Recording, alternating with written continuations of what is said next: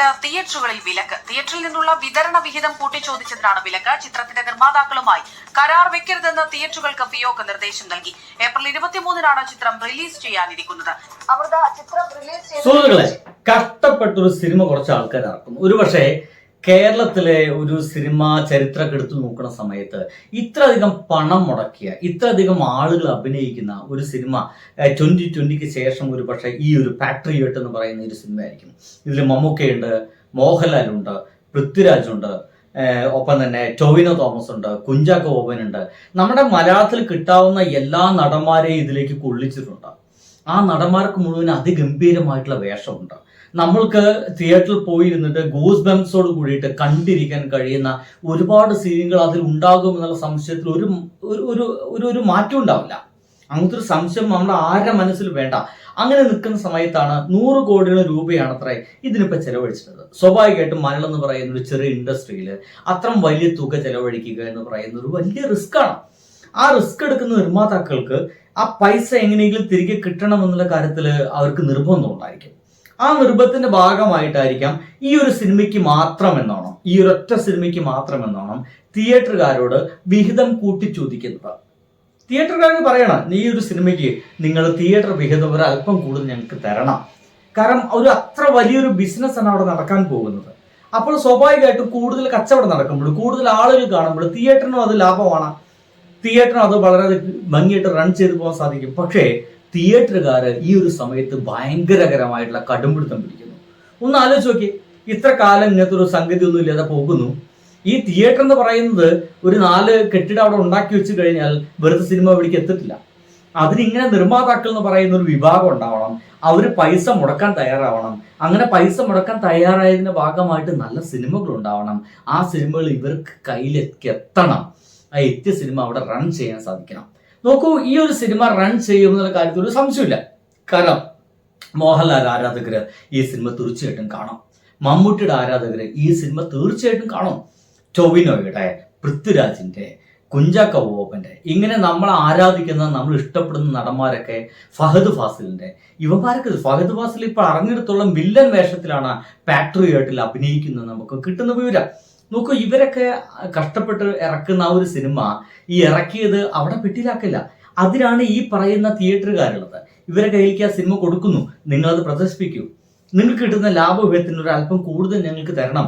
ഇതിൽ അത്രത്തോളം പണം മുടക്കിയിട്ടുണ്ടെന്നുള്ള കാരണം കൊണ്ടായിരിക്കാം. പക്ഷേ തയ്യാറല്ല, കടുംപിടുത്തം. ചുരുക്കി പറഞ്ഞു കഴിഞ്ഞാൽ ഇതിന്റെ റിലീസ് മുടങ്ങുന്ന രീതിയിലേക്ക് എത്തുന്നതാണ്.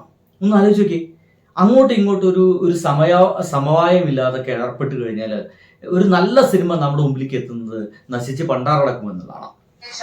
അതിന്റെ ലാഭവിഹിതവുമായി ബന്ധപ്പെട്ട തർക്കമാണ് ഇത്തരത്തിലുള്ള അനിശ്ചിതാവസ്ഥയിലേക്ക് ചിത്രത്തെ എത്തിച്ചത് എന്നുള്ളതാണ് മനസ്സിലാക്കുന്നത്.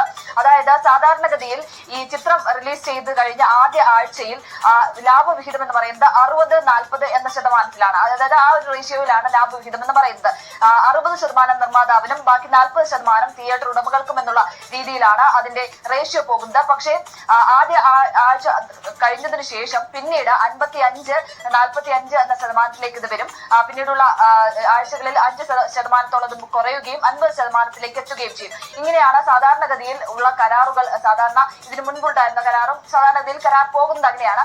പക്ഷേ പാട്രിയോട്ടിനെ സംബന്ധിച്ച് പാട്രിയോട്ടിന് ആദ്യത്തെ 2 ആഴ്ചകളിൽ 60-40 എന്ന ശതമാനം തന്നെ വേണം എന്ന ഈ നിർമ്മാതാക്കൾ ആവശ്യപ്പെട്ടതിനെ തുടർന്നാണ് ഇത്തരത്തിലുള്ള അനിശ്ചിതാവസ്ഥയിലേക്ക് എത്തിയത് എന്നാണ് മനസ്സിലാക്കുന്നത്. നമ്മൾ പറഞ്ഞ കാര്യങ്ങളൊക്കെ സംഗതികളൊക്കെ ഒരല്പം കൂട്ടി ചോദിക്കുന്നുണ്ട്. സ്വാഭാവികമായിട്ടും നിർമ്മാതാക്കൾക്ക് അത് ആവശ്യമാണ് എന്നതാണ് എൻ്റെ അഭിപ്രായത്തിൽ. ഇങ്ങനെ നിർമ്മാതാക്കൾക്ക് ഇതിനെങ്ങനെ തയ്യാറാവുന്നതുകൊണ്ടല്ലേ ഈ സിനിമകളൊക്കെ കിട്ടുന്നത്. ഇങ്ങനെ നിർമ്മാതാക്കൾ ഇതിലൊന്നും തയ്യാറാവുന്നില്ലെങ്കിൽ ഈ തിയേറ്ററൊക്കെ പൂട്ടി പോവില്ലേ? ഇല്ലേ? തീർച്ചയായിട്ടും.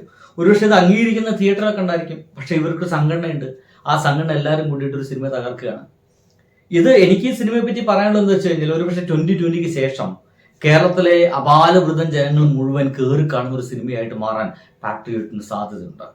കാരണം ഏതെങ്കിലും ഒരു നടന്റെ മാത്രം ആളുകളല്ല കയറുക, എല്ലാ നടന്റെ ആരാധകന്മാർ അതിലേക്ക് കയറും.